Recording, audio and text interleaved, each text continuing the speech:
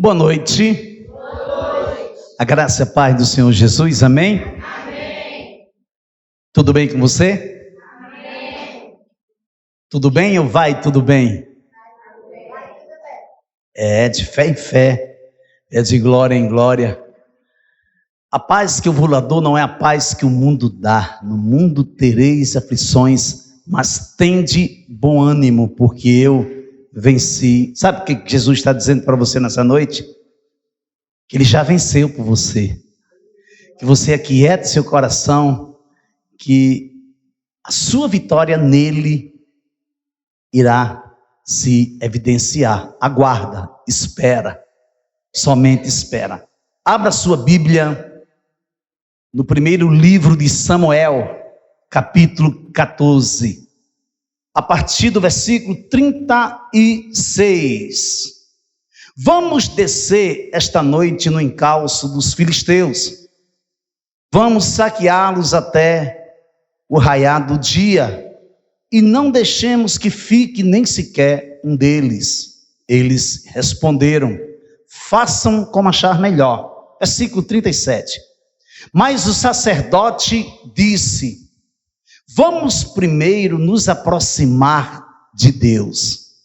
Então Saul consultou a Deus, dizendo: devo descer no encalço dos filisteus? Tu os entregarás nas mãos de Israel? Porém, naquele dia, Deus não lhe respondeu. Então Saul disse: venha cá, todos os chefes do povo, informe-se e descubram qual é o pecado que foi cometido hoje. Porque tão certo como vive o Senhor, que salva Israel, ainda que o meu filho Jônatas seja o culpado, certamente morrerá. Porém, ninguém de todo o povo lhe respondeu. Querido Deus, amado Pai, Tu que és bispo e pastor de nossas almas, nós te louvamos em o nome excelso e poderoso do Teu Filho Jesus Cristo. Nos aquietamos diante da Tua presença, Senhor, e pedimos: fala conosco, Senhor, fala com a Tua igreja nesta noite, em nome de Jesus, amém. Parece uma boa ideia. Decisões precipitadas nos levarão a consequências irreparáveis. Vou repetir. Decisões precipitadas nos levarão a consequências irreparáveis. Precisamos ponderar antes de tomarmos qualquer decisão. Precisamos parar, devemos parar e estudar detalhadamente o assunto, avaliar. Temos que considerar com atenção os possíveis danos que virão mediante a uma decisão precipitada. O que veremos no decorrer dessa mensagem é que a precipitação de Saul, referente ao voto que ele fez, obrigando o povo de Israel a fazer um juramento, irá colocar seu filho Jônatas em uma situação delicadíssima, gravíssima. Naquele dia, os homens de Israel estavam angustiados, porque Saul havia levado o povo a fazer um juramento, dizendo: maldito o homem que comer algo antes de anoitecer, antes de eu me vingar dos meus inimigos. Por isso todo o povo se absteve de comer naquele dia. Primeiro livro de Samuel, capítulo 14, versículos 24. Então, a primeira parte dessa mensagem, eu estou chamando de o que Deus pensa sobre isso. Parece uma boa ideia, mas o que Deus pensa sobre isso? Veja aí, Primeiro livro de Samuel, capítulo 14, versículos 36 e 37. Então Saul disse: vamos descer esta noite no encalço dos filisteus, vamos saqueá-los até o raiar do dia, e não deixemos que fique nem sequer um deles. Eles responderam: façam como achar melhor. Mas o sacerdote disse: vamos primeiro nos aproximar de Deus. Então Saul consultou a Deus, dizendo: devo descer no encalço dos filisteus? Tu os entregarás nas mãos de Israel? Porém, naquele dia, Deus não lhe respondeu. Quando a vida de um homem e de uma mulher são direcionados por Deus, na pessoa de Jesus Cristo, eles não fazem nada, eles não dão um passo sequer sem consultar a Deus. Quando a sua vida é regida, quando a sua vida é direcionada por Deus, quando você procura meditar na sua palavra, quando você busca atirar seu tempo sozinho com Deus, diariamente, e você medita na sua palavra, e você ora, você fala com Ele, vai chegar um tempo que você não vai conseguir fazer nada, absolutamente nada, sem antes perguntar para o Senhor: Senhor, é da tua vontade soberana que eu faça isso? Ou não é da tua vontade que eu me disponibilize a fazer isso? O que é que tu queres que eu faça, Senhor? Fala, Senhor, fala que eu faço. Mas se tu não queres que eu não faça, diz que eu não faço. Esse é um coração que é rendido a Deus. Esse é um coração de um homem que é temente a Deus. Esse é o coração de uma mulher que é temente a Deus. Isso tem que ser de fato e de verdade. Isso não pode acontecer que os meus lábios falam alguma coisa, mas as minhas ações, as minhas tomadas de decisões, a direção que eu ando, não condiz com aquilo que eu falo.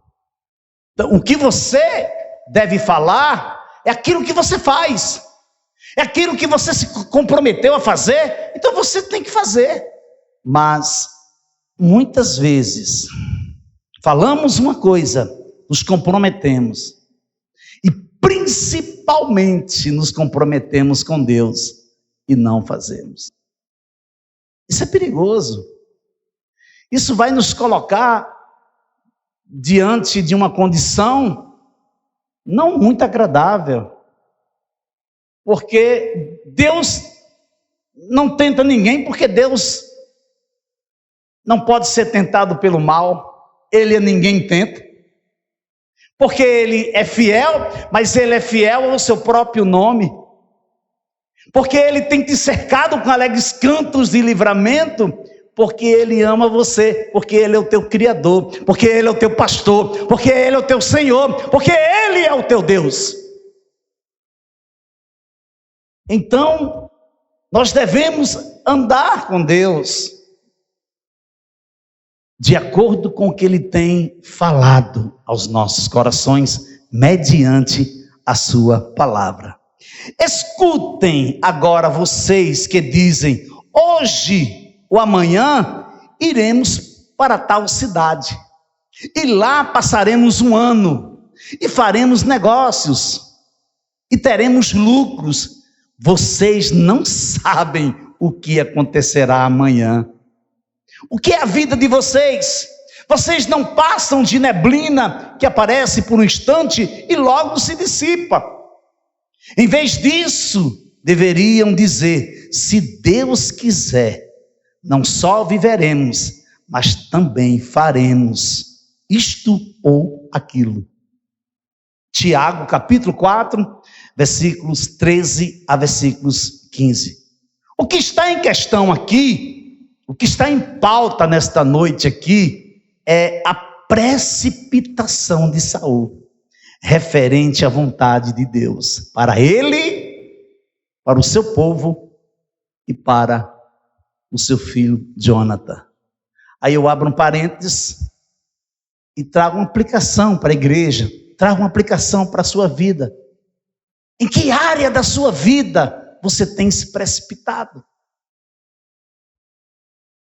O que você hoje, nos dias atuais,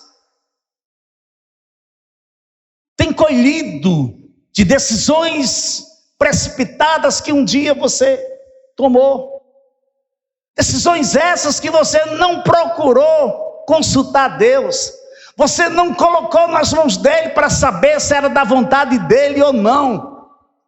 Então, qual tipo, ou qual vertente, ou qual classe, ou qual área da sua vida você está colhendo esses frutos de precipitação?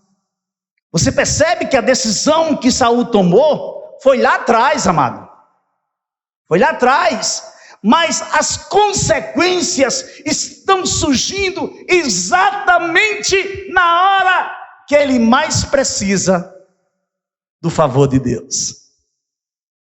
Na hora que ele precisa da aprovação de Deus, Deus fica calado. Por quê? Porque ele já tinha tomado uma decisão precipitada lá atrás. Você sabe o que acontece, amados? Deus, por amar tanto você, Deus, por me amar tanto, nos pega e nos coloca dentro do processo, o qual ele é o oleiro, e eu e você somos o barro, e ele está moldando, ele está fazendo do jeito que é para ser. Nem eu nem você, nós não suportamos ficar no processo. Aí com a nossa própria boca eu começo a desfazer tudo aquilo que um dia eu prometi para Deus que faria. Eu disse que eu o amava, eu disse que ele estaria acima de tudo, que eu o amaria acima de qualquer coisa. E eu começo com as minhas próprias palavras, eu começo a desconstruir algo que já estava construído, algo que já estava definido no altar do Senhor. E você não aguenta ficar no processo. E você começa a pedir: Senhor, me tira daqui. Está demorando muito, Senhor. Isso está custando muito. Senhor, eu não aguento mais, eu vou desistir. Eu não quero mais isso, Senhor. Quieta teu coração. Porque Deus conhece a sua estrutura. Deus conhece a sua estrutura. Interessante que o agir invisível de Deus vai na sua direção para colocar você no lugar que você deve estar, que você precisa estar, que você não precisa, que você não deve sair. Então Saul disse: vamos descer esta noite no encalço dos filisteus, vamos saqueá-los até o raiar do dia, e não deixemos que fique nem sequer um deles. Eles responderam: façam como achar melhor. Parece boa essa ideia. Parece boa essa ideia. Você já viu assim, quando você está decidido, você amanhece o dia e diz: sabe de uma coisa, Senhor,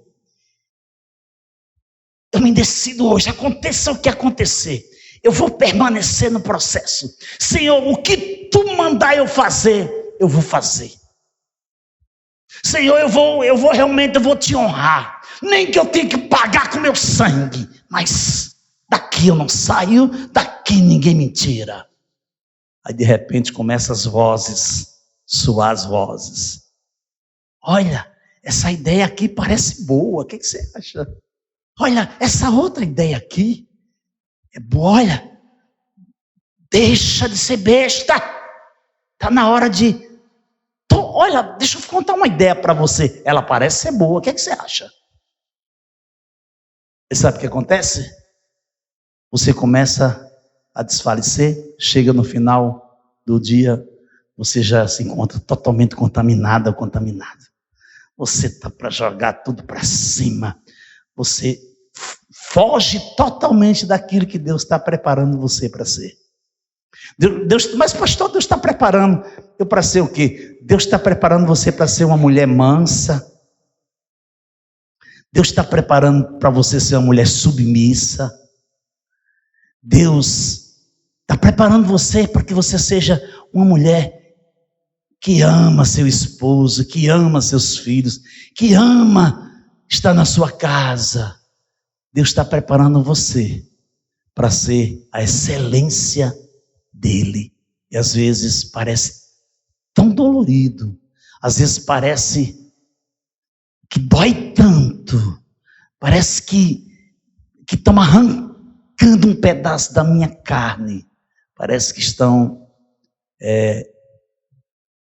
apertando o meu coração assim, minuto após minuto. Mas aquieta, Deus conhece a sua estrutura. Na hora que você não puder mais, Ele vai enviar o escape. Ele te dá um escape para que você possa continuar. Amém? Amém? Você pode aplaudir a Jesus nessa noite? Aleluia! Então, parece uma boa ideia. A questão é, o que parece uma boa ideia para você, será que é uma boa ideia para Deus? O que nos parece uma boa ideia, parece uma boa ideia para o plano, para o propósito que Deus tem preparado para a sua vida? É uma boa ideia para os seus filhos? É uma boa ideia para a sua família?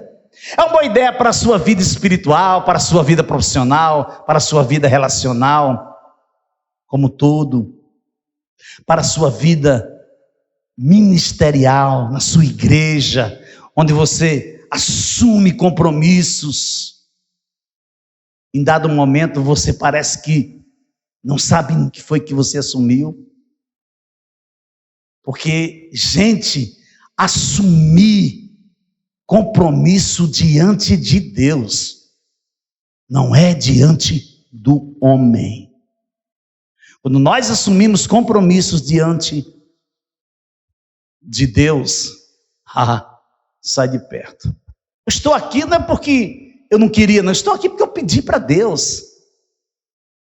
E paguei um preço para que Ele visse o meu coração, que era isso que eu queria, e me levantasse a pastor. Porque quando nós assumimos, quando nós fundamos essa igreja, eu não era pastor ordenado, eu era pastor de célula. Eu pedi 1 ano à igreja, eu disse, daqui 1 ano eu estarei ordenado. E Deus cumpriu. Depois de 1 ano, nós estávamos sendo ordenados. Então, a minha oração para você nesta noite é que você entenda o que Deus falou com você, o que Deus continua a falar com você. Não é do jeito que você pensa, é do jeito que Deus pensa sobre você. Então, o que parece uma boa ideia, é uma boa ideia para Deus? Mas o sacerdote disse, vamos primeiro nos aproximar de Deus. Então Saul consultou a Deus dizendo, devo descer no encalço dos filisteus? Tu os entregarás nas mãos de Israel? Porém naquele dia, Deus não lhe respondeu. Deus está respondendo o que você está pedindo para Ele? Haverá um momento, amado, que Deus estará em silêncio. Mas isso não quer dizer que Deus não está cuidando da sua vida. Isso não quer dizer que Ele não está forjando o teu caráter. Isso não quer dizer que o amor dEle não está te constrangendo. Não. Deus é Deus. Deus é Espírito, amado. Deus é Espírito, então importa que você o adore em espírito e em verdade, importa que você se relacione com Ele, com a sua vida espiritual. Permita que Deus faça o que Ele tem que fazer,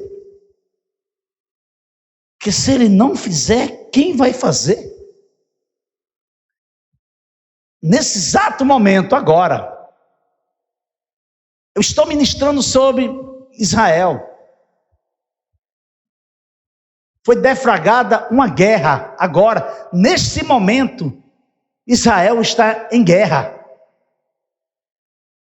Exatamente neste momento, Israel está contra-atacando Gaza. Famílias, crianças, homens, mulheres estão morrendo.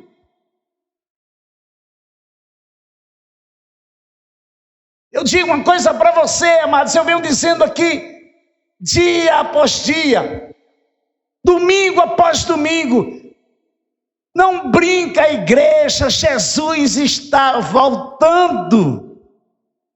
Os sinais estão aí. Os sinais estão aí. Só não vê quem está engodado com o diabo. Pastor, é sim, amado. Jesus disse que o príncipe deste mundo, o Deus deste século, cegou o entendimento dos incrédulos.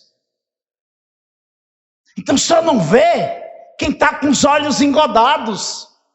Só não vê quem está com os olhos cheios de escama. Porque o que é que você quer mais que aconteça? Existem coisas, amados, que acontecem na minha vida, ou relacionada ao meio que eu vivo, que eu fico impactado, que eu fico, às vezes eu choro, às vezes me entristeço, às vezes fico de joelho, vou buscar a Deus, porque se eu não sentir a dor do meu próximo, o que é que eu estou fazendo? O que é que eu estou fazendo? E nós, como igreja, não podemos nos conformar, vamos interceder, vamos nos arrepender, vamos colocar nossa cara no pó e vamos buscar a vontade de Deus. Porque quando você buscar a face de Deus, buscar a vontade dEle, dentro do propósito de restauração, de salvação, de libertação, Ele resolve seu problema. Seu problema está resolvido. Porque o nosso problema, muitas vezes, nós maximizamos ele. Nós fazemos do nosso problema um gigante. Às vezes é um gatinho. É uma gatinha. E tem pessoas passando situações piores do que a sua e do que a minha. Então precisamos tomar decisões acertadas nessa direção. A volta de Jesus está para acontecer. Não se sabe o dia, não se sabe a hora, mas os sinais já começaram a se evidenciar. Os sinais se cumpriram, estão se cumprindo. Agora vem a evidência do sinal, amado. Não se assuste, não se assuste. De uma hora para outra, esse céu vai se rasgar de ponta a ponta. Aí pronto, quando você viu o céu rasgado, não queira pedir mais perdão, não queira mais correr para de um canto, não. Pode saber que a sentença chegou. Não haverá mais tempo. Não haverá mais tempo. Então arrependa-se hoje. Conserte-se hoje. Deixe de brincar com o presente que Deus te deu, que foi te tirar dessa terra. Essa terra vai ser queimada, amado. Essa terra vai ser queimada. As escrituras dizem que as constelações irão cair na terra e ela será queimada para ser purificada. Olha como é sério. Continue o injusto a fazer injustiça e continue o imundo a ser imundo. O justo continue na prática da justiça e o santo continue a santificar-se. Eis que venho sem demora e comigo está a recompensa que tenho para dar a cada um segundo as suas obras. Eu sou o alfa e o ômega, o primeiro e o único, o princípio e o fim.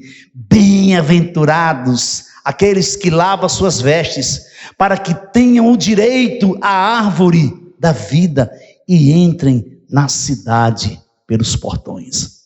Apocalipse capítulo 22, versículos 11 a versículo 14. Segunda parte da mensagem, o voto precipitado. Veja aí. Primeiro livro de Samuel, capítulo 14, versículos 38 a 39. Então Saul disse: venha cá, todos os chefes do povo, informem-se e descubram qual é o pecado que foi cometido hoje. Porque tão certo como vive o Senhor, que salva Israel, ainda que o meu filho Jonatas seja ocupado, certamente morrerá. Porém, ninguém de todo o povo lhe respondeu. Claro que a culpa iria recair sobre Jonatas. Você sabia? A culpa iria cair sobre Jonatas. Como a culpa de uma decisão precipitada, minha ou sua, cairá sobre nossos filhos. Eles não têm nada a ver com o nosso erro. Mas decisões precipitadas, na maioria das vezes, seguem na direção dos filhos. Então, certamente, e claro, que a culpa iria recair sobre Jonatas, porque na hora em que Saul, seu pai, fez o voto, Jonatas não estava presente. Porém, Jonatas era inocente, pois não tinha conhecimento da decisão precipitada de seu pai. Mas iria ser condenado pelo próprio pai. Em contraponto, Jonatas estava seguindo o direcionamento de Deus, sem o conhecimento do seu pai. Olha que coisa tremenda. Estava vindo algo sobre a vida de Jonatas, algo que poderia lhe custar até a própria vida, mas em contrapartida, Jonatas estava seguindo o direcionamento de Deus, e Deus vai entregar vitória nas mãos de Jonatas. Meu Deus, tu és tremendo. Enquanto Saul estava sendo precipitado em seu voto, Deus estava dando vitória a Jonatas. É assim que Deus faz. Enquanto as pessoas no nosso convívio, no nosso meio relacional, ou até mesmo dentro da nossa casa, está dando mau exemplo, está puxando o tapete de muitos, mas eu me decido a seguir o direcionamento que Deus tem me dado, pode ter certeza que a vitória é sua. A vitória é sua. A vitória é certa. Aleluia. A estratégia que Deus deu para Jonatas era irrefutável. Era irrefutável. Que não se dava o direito de ninguém rebater, ou fazer com que Jonatas esmorecesse.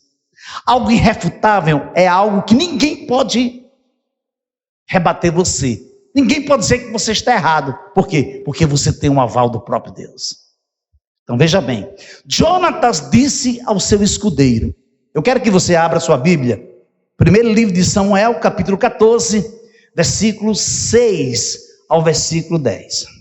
Jonatas disse ao seu escudeiro, venha, vamos até a guarnição desses incircuncisos. Talvez o Senhor nos ajude, porque nada pode impedir o Senhor de livrar, seja com muitos ou com poucos. Então o escudeiro disse, faça tudo o que estiver em seu coração.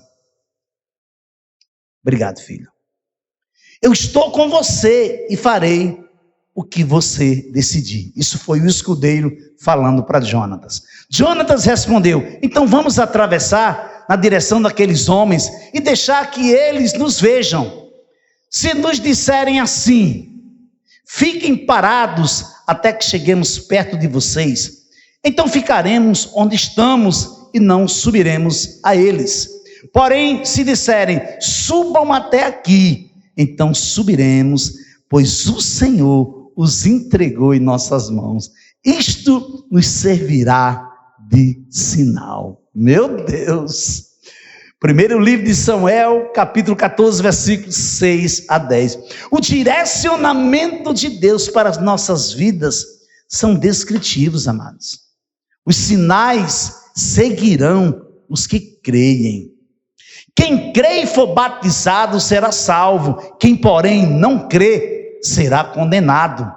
Estes sinais acompanharão aqueles que creem.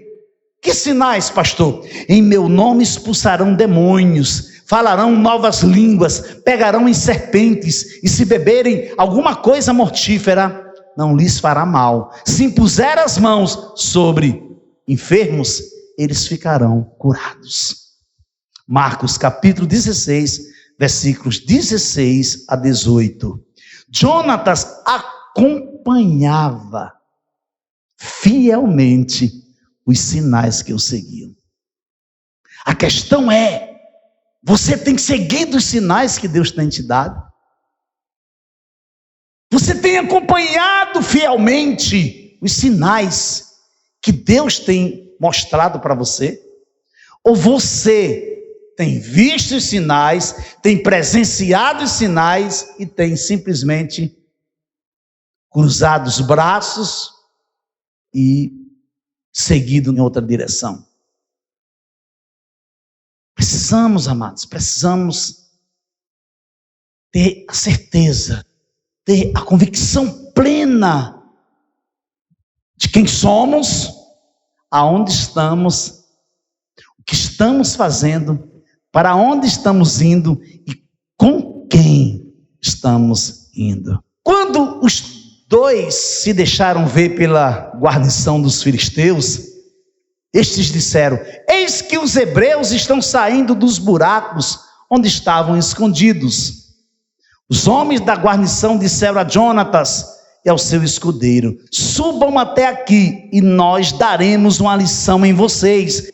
Então Jonatas disse ao escudeiro: venha atrás de mim, porque o Senhor os entregou nas mãos de Israel. Você tem feito prova de Deus? Você já fez prova de Deus? Essa luta que talvez você esteja passando, você fez prova de Deus? Para saber se Ele está nesta luta, para saber se Ele está guerreando por você, para saber se você está ouvindo de fato o que Ele tem falado para você, ou você tem ficado disperso, ou você tem permitido que as coisas alheias, que as coisas de fora chamem a sua atenção e você não percebe que Deus está mostrando sinal para você. Porque o que foi que Jonatas fez? Jonatas fez prova de Deus, amado. O que é que ele diz? Ele diz assim, então vamos atravessar na direção daqueles homens e deixar que eles nos vejam. O que é que ele está dizendo? Eles estavam escondidos entre as rochas. Ele disse: nós vamos sair e deixar que eles nos vejam. Se nos disserem: fiquem parados até que chegamos perto de vocês, então ficaremos onde estamos e não subiremos até eles. Rapaz, só Deus mesmo. Em seguida ele vai dizer, porém, se disserem: subam até aqui, então subiremos, pois o Senhor os entregou em nossas mãos. Isto nos servirá de sinal. Que sinal? Se eles dissessem: subam aqui, subam até aqui, era o sinal que Jonatas tinha colocado diante de Deus, exatamente do jeito que a guarnição dos filisteus disseram. Eis que os hebreus estão saindo dos buracos onde estavam escondidos. Os homens da guarnição disseram a Jonatas e ao seu escudeiro: subam até aqui. Olha aí, o que é que você está vendo aí? O que você está ouvindo? O sinal, amado. O sinal. Subam até aqui e nós daremos uma lição em vocês. Então Jonatas disse ao escudeiro: venha atrás de mim. Vamos. Porque o Senhor os entregou às mãos de Israel. Conclusão. Primeiro livro de Samuel, capítulo 14, versículos 26 a 30. Quando o povo entrou no bosque, eis que o mel estava escorrendo. Mas ninguém provou do mel, porque o povo estava com medo do juramento. Que juramento é esse, amado? Que juramento foi esse, igreja? Saul fez o povo fazer um juramento que não iria comer nada até o final do dia. Só que na hora que o povo termina de orar, o mel se apresenta na frente deles. Jesus! Aí, quando o povo entrou no bosque, eis que o mel estava escorrendo. Mas ninguém provou do mel. Por quê? Porque o povo estava com medo do juramento. Jonatas, porém, não sabia que o pai havia levado o povo a fazer aquele juramento. Por isso, estendeu a ponta da vara que tinha na mão e a molhou no favo de mel. Quando comeu, os seus olhos voltaram a brilhar. Então alguém do meio do povo disse: o seu pai levou o povo a jurar solenemente, dizendo: maldito o homem que comer algo no dia de hoje. Por isso o povo está exausto. Então Jonatas disse: meu pai trouxe desastre sobre a terra. Vejam como os meus olhos brilham por ter eu provado um pouco deste mel. Teria sido muito melhor se hoje o povo tivesse comido livremente do que encontrou entre os despojos de seus inimigos. A derrota dos filisteus teria sido bem maior. Por quê a derrota dos filisteus? Porque Deus entregou vitória através da vida de Jonatas. Aí veja bem, amados, a maldição de Saul foi tão séria quanto o voto de Jefté. Mas a vida de Jonatas era importante para a nação de Israel, o que não aconteceu com a filha de Jefté. Você percebe a gravidade da precipitação? Jefté teve tudo. Ele teve a bênção de Deus sobre a sua vida e transformou a bênção de Deus em maldição. Como é que uma pessoa que sabe que na casa dele mora ele, a sua esposa e a sua filha, e diz: se Deus me entregar os inimigos em minhas mãos, a primeira pessoa que sair ao meu encontro quando eu chegar em casa, eu sacrifico ao Senhor. Ele estava dizendo: eu sacrifico a minha esposa ou a minha filha. Quem é que sai quando ele vem chegando? A filha dele. Papai! Saul decreta que iria matar Jonatas para não desagradar a Deus.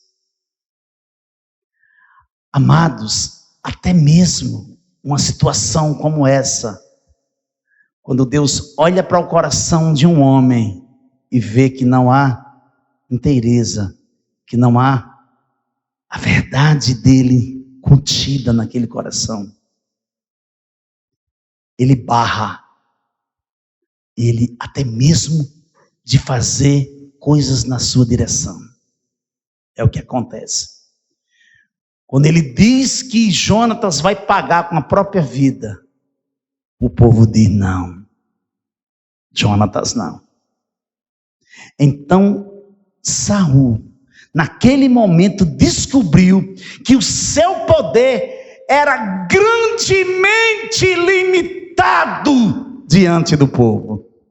Meu Deus, como é que está o seu poder? Como é que está a sua influência diante do povo? O povo tem olhado para você como líder qualificado, como algo que Deus tem feito, uma obra tremenda na sua vida? Ou a obra de Deus na sua vida tem a cada dia se encolhida, ficado raquítica? Ou você tem dado frutos dentro da sua casa, com a sua esposa, com seus filhos, na sua própria vida? E Saul, naquele momento, se depara com a sua própria realidade, que o seu poder, que a sua influência era limitada diante do povo. Meu Deus. Veja aí, ó. Quero que você leia comigo 1 Samuel capítulo 14, versículos 43 a 46. Então Saul disse a Jonatas: diga-me o que foi que você fez. E Jonatas respondeu: eu apenas provei um pouco de mel com a ponta da vara que tinha na mão. Eis-me aqui, estou pronto para morrer. Então Saul disse: que Deus me castigue se você não for morto, Jonatas. Porém o povo disse a Saul: como é que Jonatas pode ser morto? Ele que efetuou tamanha salvação em Israel. Nada disso. Tão certo como vive o Senhor, nenhum de seus cabelos cairá no chão. Pois foi com a ajuda de Deus que ele fez isso hoje. Assim, o povo salvou Jonatas para que não morresse. E Saul deixou de perseguir os filisteus e estes voltaram para a sua terra. Parece uma boa ideia. Você pode aplaudir a Jesus? Aleluia!